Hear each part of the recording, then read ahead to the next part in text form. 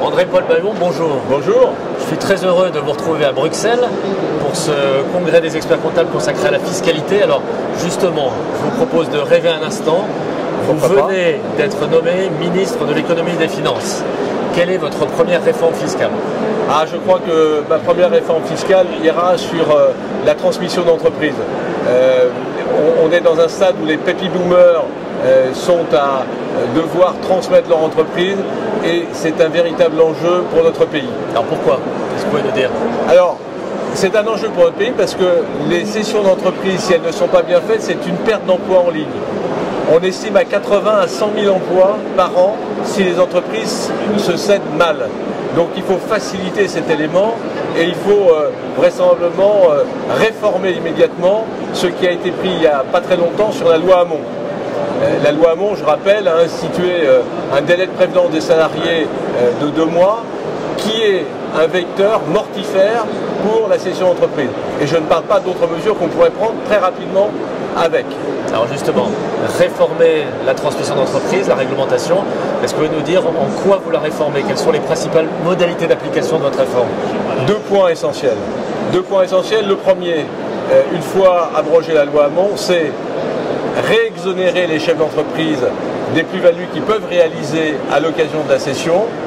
Évidemment, faisons attention aux petits malins qui céderaient plusieurs fois les entreprises, mais en gros, c'est une fois tous les 20 ans, on exonère la cession d'entreprise.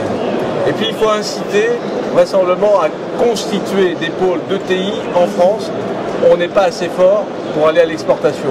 Et là, il faut peut-être créer un crédit d'impôt qui permette aux entreprises qui consolident dans leur secteur de pouvoir être concurrentes, compétitives.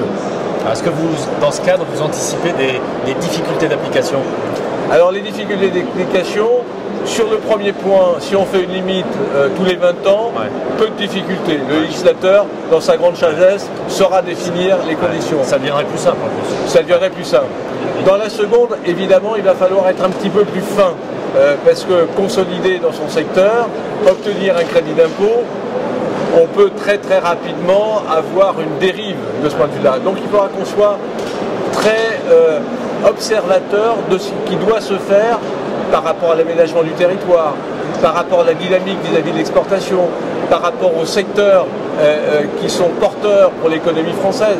On peut parler des nouvelles technologies et ainsi de suite. Voilà, donc il y aura des définitions bien ciblées de façon à ce qu'on dynamise l'économie française.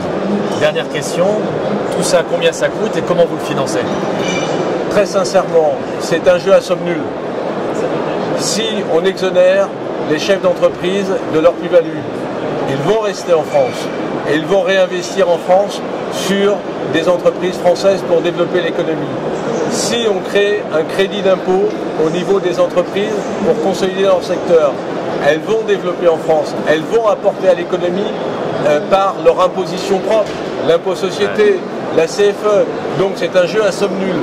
Donc pour l'État, ce n'est que du gain et pour l'économie française, c'est encore plus de gain. André-Paul Baillon, merci pour vos propositions. Merci beaucoup.